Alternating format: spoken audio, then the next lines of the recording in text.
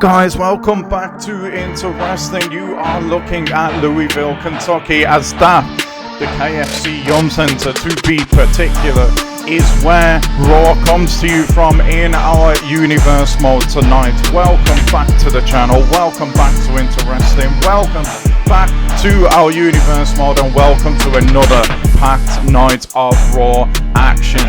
And featuring in that action is Natalie Carino. She makes her way, well, I thought she was making her way into the arena. It looks like she's going to stop for a drink.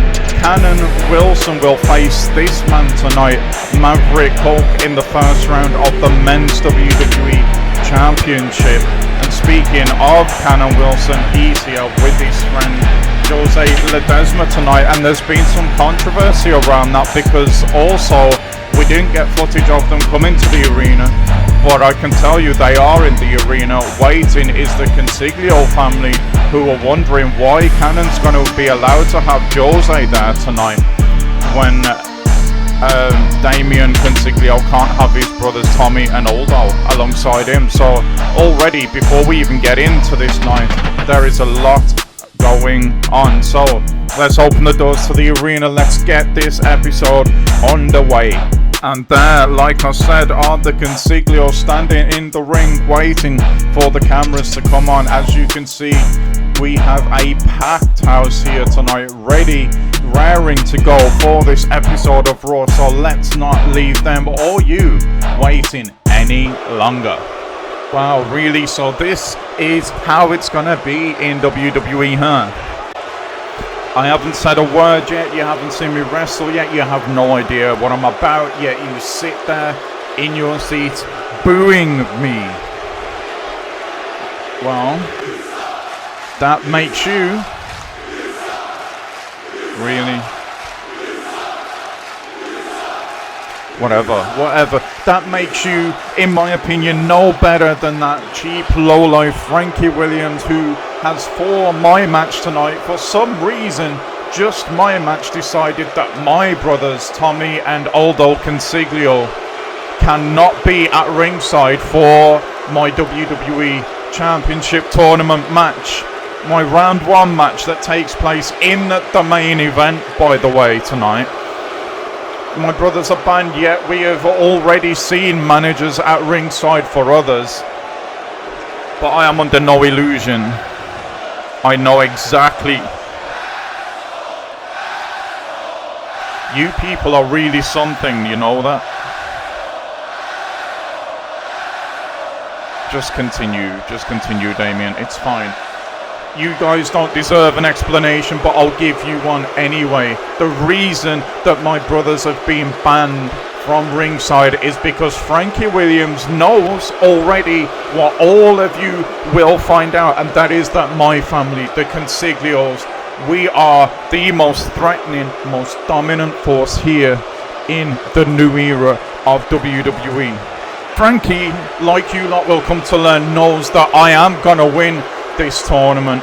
Frankie knows that I am going to take the championship and I am going to dominate, along with my family, this entire friggin' company, and I will be your champion whether you like it or not. Is that right? Well, I, for one, do not like it. Yeah, over here on the stage. And I take disagreement with what you say, because Eric Redhead here, the Savage, at your service, and I will be in that ring with you in the main event tonight for our round one match in the WWE Championship Tournament. And everything you have just said will become irrelevant, because tonight I beat you, I knock you out the tournament, and if I come across any of your brothers in the future rounds, well, I'll beat them too.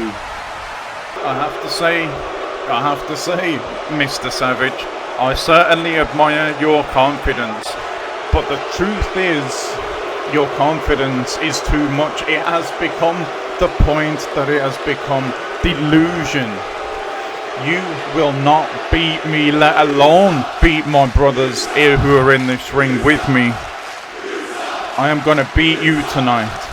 Make an example of you, and I apologize to you right now to your face that it has to be you is made an example of, but I have to make it out to someone, because all of these people here, all of these idiots in this arena, and people at the top like Frankie Williams need to know, no matter how much they stack the deck against Damien Consiglio, there is no holding me or my family down.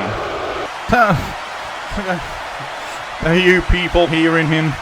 He says I'm the delusional one. Well, Damien, I will see you in the ring tonight, and we will see. We both said a lot who it is that manages to back up their words.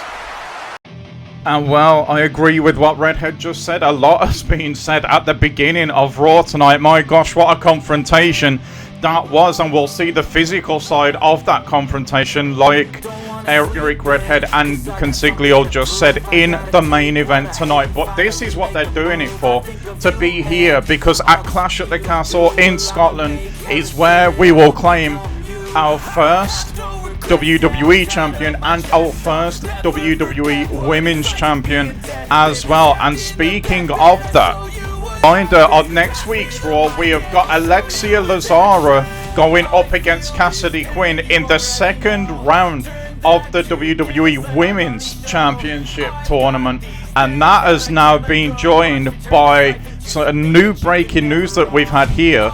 That is that Alex Charman will take on in round 2 of the Men's Championship tournament here next week on Raw Chris the Reaper 7, who will, by the looks of the graphic at least, have his partner Alexia Lazara at ringside with him. But with what's been going on with them lately, that is still definitely subject to change. And now we are back into the arena with some action where we have got Jose Ledesma taking on Maverick Hulk. Both of these two men are going to be looking to join Alexia Lazara, Cassidy Quinn, Reaper, and Alex Charman in the second round of the Men's WWE Championship tournament. Ledesma, we've already touched on it. It seems like it could end up being the topic of the night. Has got his Frank Cannon Wilson ringside with him, and that, you can already have heard, has stirred something in the Consiglio family. And I'd have to say, looking at it from a neutral point of view, I kind of agree with what Damien was saying. Why have we seen throughout round 1 so far, here tonight now, and on SmackDown, why have we seen managers be allowed to come to ringside, but we can't have the Consiglios at ringside? It really makes no sense to me, honestly. There's got to be more to that story that we're not privy to. There's got to be something said, some kind of animosity between William and the top guys who are running this and the Consiglio family. I can't think of any other reason why only Damien is not allowed to have his quote-unquote agents, managers, it's family for him at ringside. It makes no sense to me at all, but it is what it is. Maybe down the line some light will get shed on that. We've heard what Damien thinks it's all about. Maybe we'll hear from Frankie tonight, maybe we won't. I can tell you, as we are watching this right now, to my knowledge at least, Frankie has not turned up to the arena tonight, so maybe we'll have to wait until Extra or SmackDown for his side of what's gone on there. But now all we can do is continue to focus on what is in front of us, and we're about to have our, like I said, next round 1 match. Maverick Hulk coming down to the ring here. He is somebody who is quiet, he's calm, but he's very, very confident in his abilities. Not only does he have wrestling abilities, he has other combat abilities as well. And maybe that's where the confidence comes from. There's not too many on this roster, I can tell you, that have that. So if he can put that in and blend that in and mesh it nicely with his wrestling ability, we could have a real player on our hands here. And you see already what he's thinking there. He wants to smash right through Jose Ledesma tonight, and maybe, just maybe, he'll do that. We don't have to wait too long to find out, as this match now is about to get underway.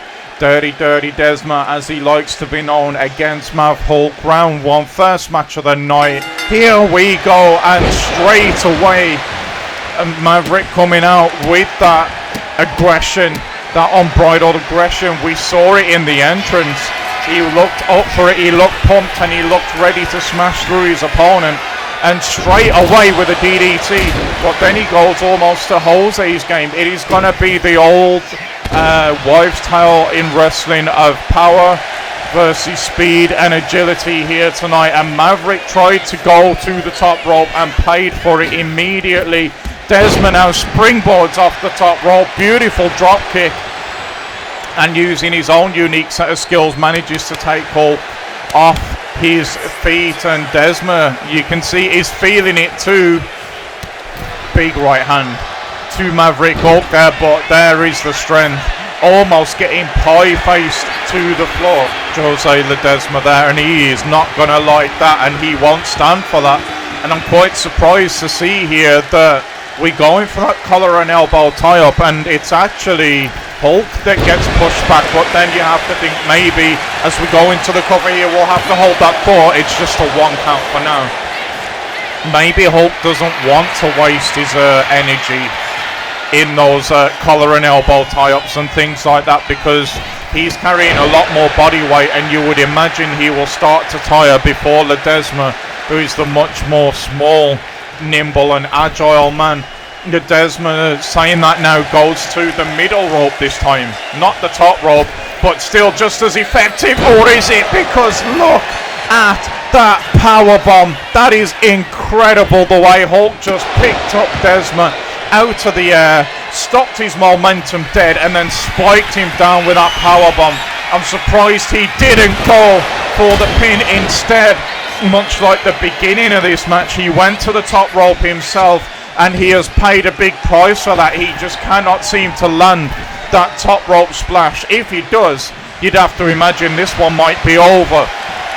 But I think personally he's making a mistake here. I think personally that he should be sticking to his power game, to his combat sports knowledge, and not try to beat Ledesma at his own game, because he's losing this match, quite frankly, because of that.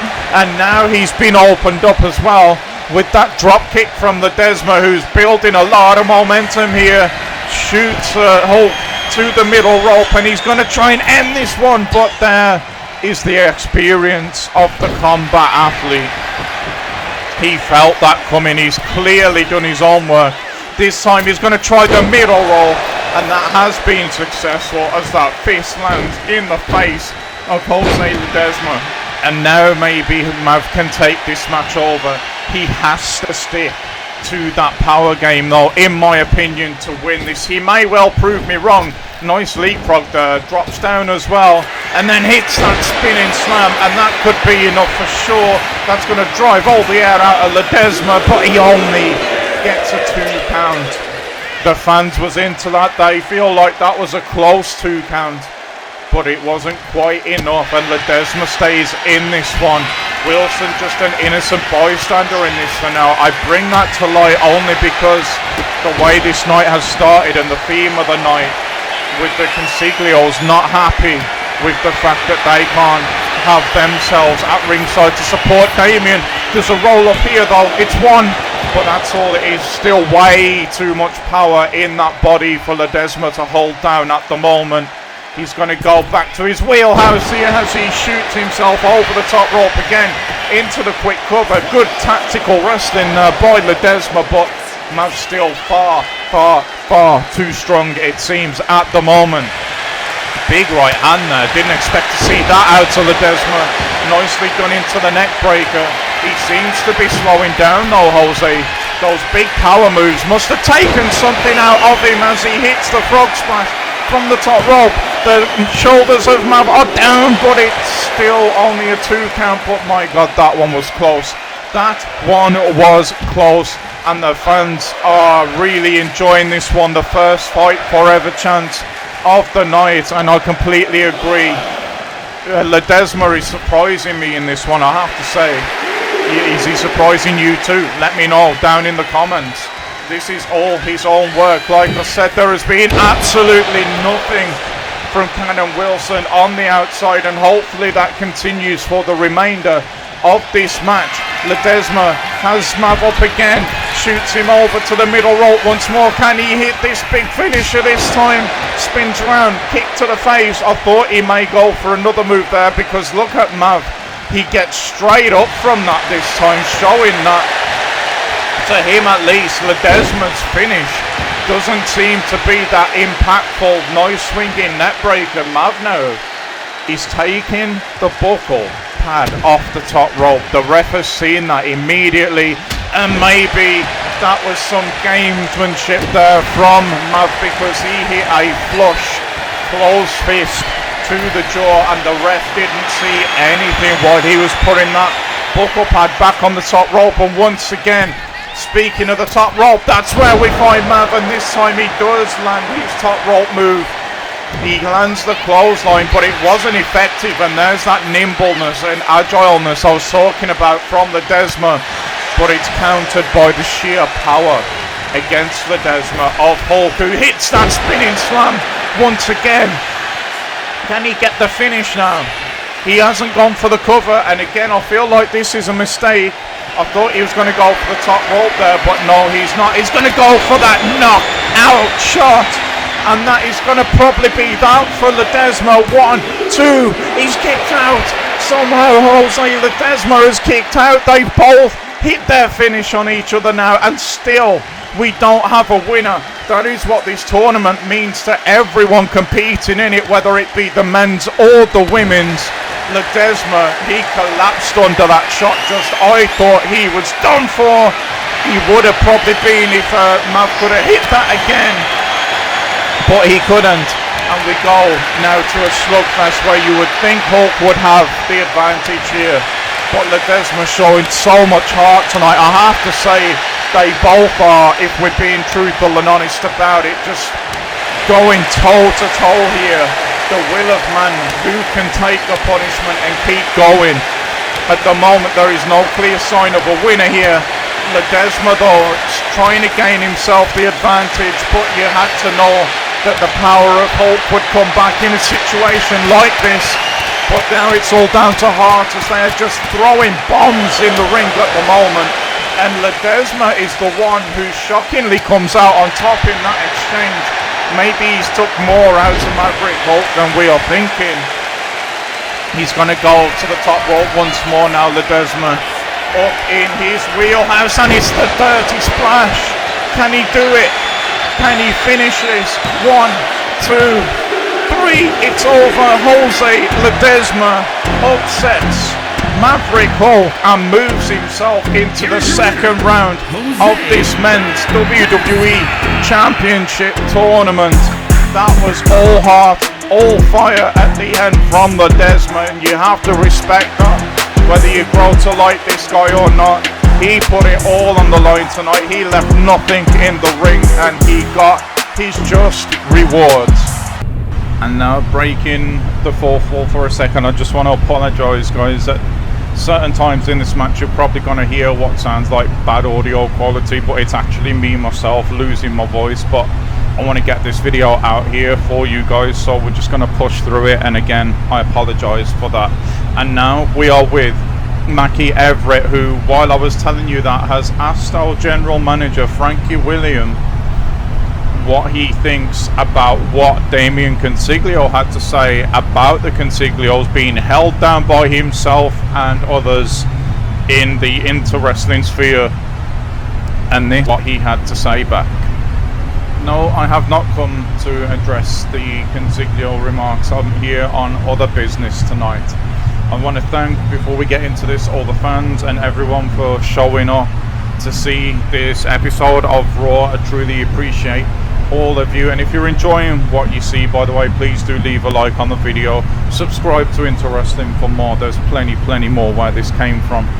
Now, as for the Consiglios, the reason, even though it's not what I come to address, I suppose I have to now, that I've took Damien's brothers away from him, is because unlike anyone else up to this point, I've had words with my team at the Performance Center, and these guys just cause trouble. They try to cause chaos wherever they go, and I don't want that, not in the championship tournament. We want this to be a title of prestige along with the women's championship as well. It goes both ways, and you ain't gonna get that if you already know that the Consiglios are gonna cheat and they're gonna get involved in matches to try and get Damien over the line. So we nip that in the bud straight away by banning the family from ringside. I'm not gonna say any more than that. I think I've given you more than enough. Thank you, Mackie. Again, thank you all for watching. Now, why we with Mackie a couple of days ago, she was at the Performance Center with Max Mercedes, who will be having his first round match soon, and Wyatt Ace, who's became his personal trainer, agent, or, well, I say has became. Mackie could not get a straight answer out of Max Mercedes again, so this is something that we're just going to have to keep our eyes on for now. And sticking in with the Performance Center, we've got a dark match that was happening here. It was actually a triple threat match to determine who was gonna face Natalie Corino here tonight in the Women's Championship tournament. And as you can see, that winner was Jackie Ling. If you want to see that match in full, it is on the channel now. It's Universe Mode Extra Show 2. Back to live action now, and she might be the smaller woman, but Jackie Ling is using technique to push Corino back into the ropes there, and then catches her on her way out with a right hand. That was careless, I've got to say, by Corino to get caught like that. She wasn't going to get caught twice, though. Ling goes for the chop, but she's not able to land it, and now we're in the collar and elbow tie-up, and again Ling using technique to force back the taller. You would think the tallness would give her the advantage, Corino there, but hasn't been the case so far. Ling is more experienced, and maybe that is showing here. Not got his headlock now from her, but finally Corino is able to use her advantage, which is her height and her power, against Ling here. And if she can keep on wearing Ling down, making Ling feel that extra weight that Corino will be carrying, it's going to be good times towards the end of this match for Corino. She's getting herself fired up there though with a leg trip and going straight to the top rope, no hesitation. She's waiting for Ling to get back to her feet, and that is a huge drop kick, missile drop kick from the top rope. And the inexperience showing there, because she should probably have gone for the cover and tried to catch Ling cold, but Corino wants to make a statement, it would seem here. Going back to the face now with that eye gouge. Fans didn't like that. It is a bit of why would you do that sort of move, I guess. Into the camel clutch now, but again, the ring awareness there wasn't there from Corino. She is absolutely bad-mouthing the hell out of Jackie Ling at the moment, who seems out of sorts. And the reason for that could be, I'm not saying that it is, but it could be that it was only a couple of days ago that Ling actually qualified for this match. Now you can say that comes with an advantage or a disadvantage. Certainly from a physical standpoint, it's a disadvantage why Corino has been rested, that Ling's had to go through a triple threat match, but then it is her own fault in a way, as we get another missile drop kick, this time to the floor. Because she should have won her first round match, so she's getting a second chance here, Ling.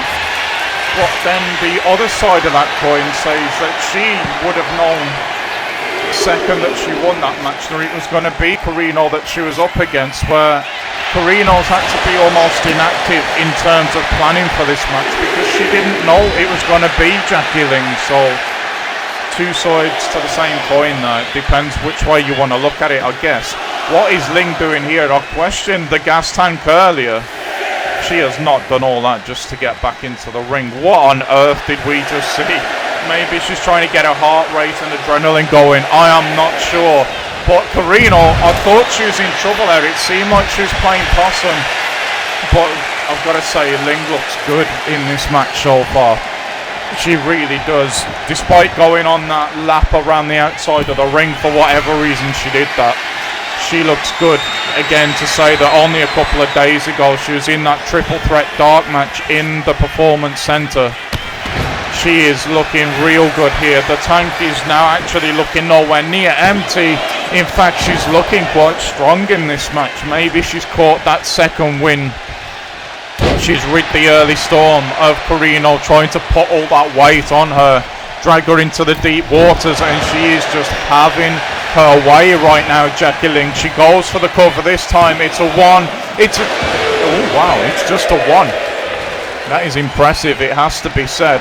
But Ling looks about ready to at least try and put this one away. Question is, can she do it with the woman handle slam?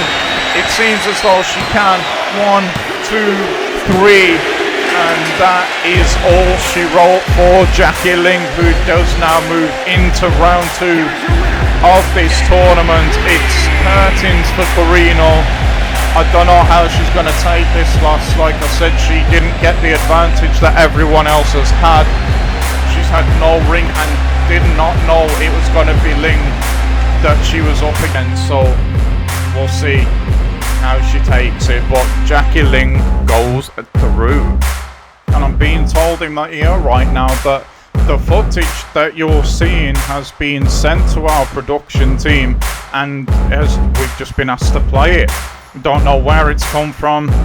It's pretty clear why it's been given to our production team, but again, we have no idea where it come from or why they have asked us to play it. But there it is. I mentioned earlier about the Lazara Reaper and Beach drama, and now we have some more.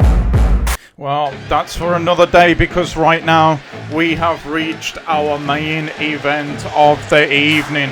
Another round 1 match, and we end the night as we begun the night. It is the Red Devil himself, Damien Consiglio, and now he has to back up all of that he was talking earlier against Eric Redhead. And by the same token, Eric Redhead is going to have to back up what he was saying as well. Consiglio looks measured, he looks calm, he looks ready, I have to say. And he's going to need all of that and more if he is to beat Eric Redhead here tonight. The man's called the Savage for a reason. Redhead lives by the Viking creed, by the Viking code. And yeah, it's going to be a very, very tough test for this man here, Consiglio. But he does look ready. Like I say, he looks calm, he looks unbothered. You know, he'd probably look a little more confident if he had his brothers at ringside.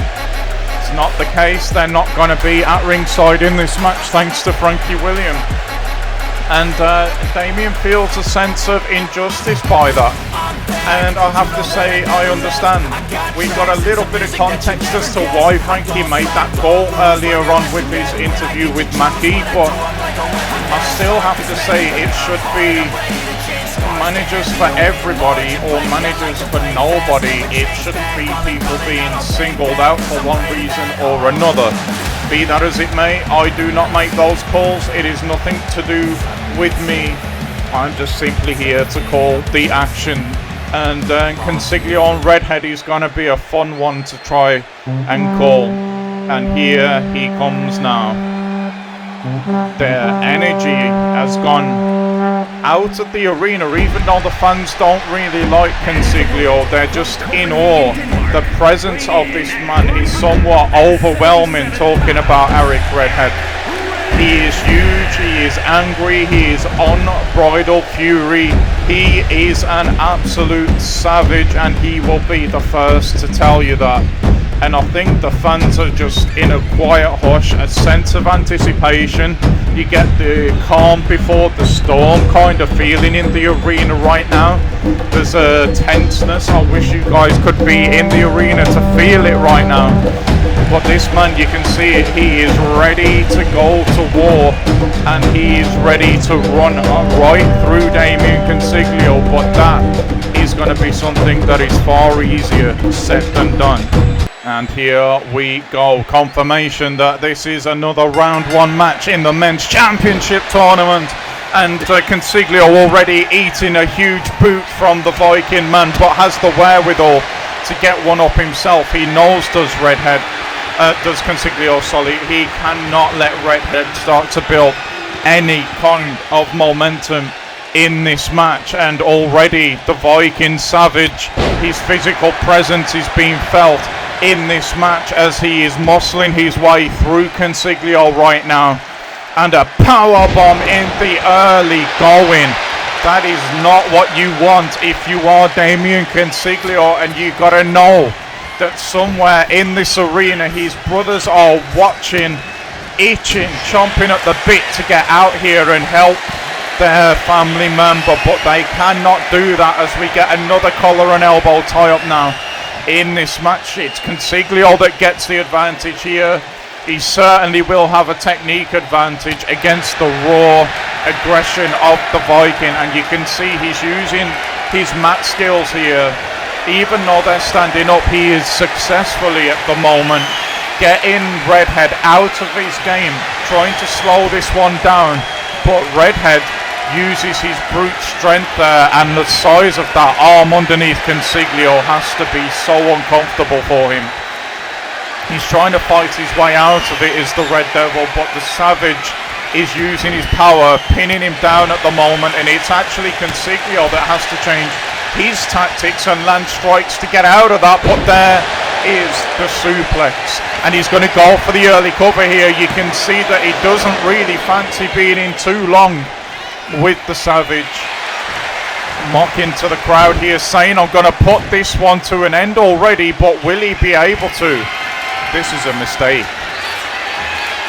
Redhead is out at the moment, but you just knew that that was a mistake. I think maybe the toes caught the Viking on the way past, but it was only a glancing blow, and that was at best, and that's why this was a mistake. You get this man down, you damn sure better keep him down. But Redhead was able to get back up. Consiglio did not do that, and he is now paying a severe price for that. Redhead is signalling that this one may be over already, and it might be. Look at the strength here. That is an absolute, he has just took the mick out of Consiglio there, just deadlifting him up while they're both standing and throwing him to the other side of the ring, and then goes back to that ground game, sticking with what brought him to the dance. As I say that though, every time I say something like that, they go up to the ropes, and he's paid for that. Everyone who keeps going to the ropes when they're in the ascendancy and have the advantage is paying for doing so. Nice elbow there, and this is what Consiglio has to do. A measured pace, keeping the Viking Savage on the ground. That it's as simple as that. It's a lot easier in principle than it is obviously physically, but he's starting to break down the Viking now. First to the arm, then to the legs, keeping the Viking off balance, going upstairs and downstairs, back to that suplex once again. And now you get the sense that Consiglio is starting to take this match over. Big clothesline there. He knew what Redhead wanted, and he beat him to the punch. And now he's saying this one's over again. The Giant Viking is bleeding here. And this time the double axe handle does land. What on earth? Becky Lynch? Not Becky Lynch. Who is that? And why are they here? Why is Becky's graphics playing up? That's Adam Pearce. What is Adam Pearce doing in our era of WWE? He has absolutely no business here. How on earth has he got into the arena? And now I'm starting to side with Consiglio. I've got to be honest, because that had to be planned. He just landed the double axe handle and was maybe about to put this away. And look where he is now, after the interference from Adam Pearce, who has no business being in our era of WWE. Is there a conspiracy here against the Consiglios from the higher ups? It certainly looks that way, I have to say. And now Consiglio is in big trouble, because it looks Redhead is about ready to put this one away. He goes to the top rope and lands a huge clothesline. And Consiglio is in all kinds of trouble as he's deadlifted again into the sleeper hold. And he might well tap here. He might well tap because he's been absolutely smothered by the Viking Savage. But to his credit, he does manage to fight his way out of that Consiglio. And now the big boot go running as well. And the Viking is taking complete control here. But I do feel that there's a sense of injustice here. I have nothing against Redhead at all. But Consiglio talked about this earlier, and he may well have been onto something. The way that this has played out, it is hard to say any different. Great athleticism from the big Viking as he leapt over Consiglio, but now maybe using what has just happened to him to fuel him here, the Red Devil, because he has landed with big right hands there and goes back to that double axe handle that he went to earlier before the interference and lands the cutter, and that could be it. Is it? 1, 2, and 3. No, not 3. Not 3. Redhead somehow has kicked out of that. I don't know how. Consiglio does not know how, and the crowd are well into this match. Again, Consiglio says it's over and he's going to try and end it this time. How is he going to do it though is the question. He does have the Viking up on his shoulders, but Savage Redhead managed to fight out of that one and goes back to the power game with the power bomb. And I have to say, I'm surprised he did not go for the cover there, because we are well and truly in the deep waters now. He does have something in mind here though, the big Viking, and he just drives the knee into the Red Devil. What a match this has been. What a night this has been. If you are people enjoying what you've seen and have enjoyed this video, please do like and subscribe to the channel as the big Viking misses the big knee off the top rope, and Consiglio here senses an opening maybe. It doesn't look like he has too much left himself, so he's going to have to be careful what he does here. This match has ebbed and it has flowed. At the moment is with the Red Devil, who flies off the top rope once again with that double axe handle. He's going to stomp all the joints out now, and you just get the sense here he's lost a lot of the colour from his head, has Redhead, and there might not be much left here. It's 1, it's 2, and that is enough. That just goes to show what I was just saying. There didn't seem to be much left in the body of the Viking Savage, who did benefit from some interference, but it was not enough for him to pick up the win. People, thank you so much for being here. There is going to be no waffling from me at the end of this one. My voice is just about done, but we have got through this, and I've completely enjoyed myself making this once again for you guys. I can't wait to get back on and do the next one. But until then, enjoy the rest of your day. Thank you so much for being here. I truly appreciate it. And bye bye until the next one, guys.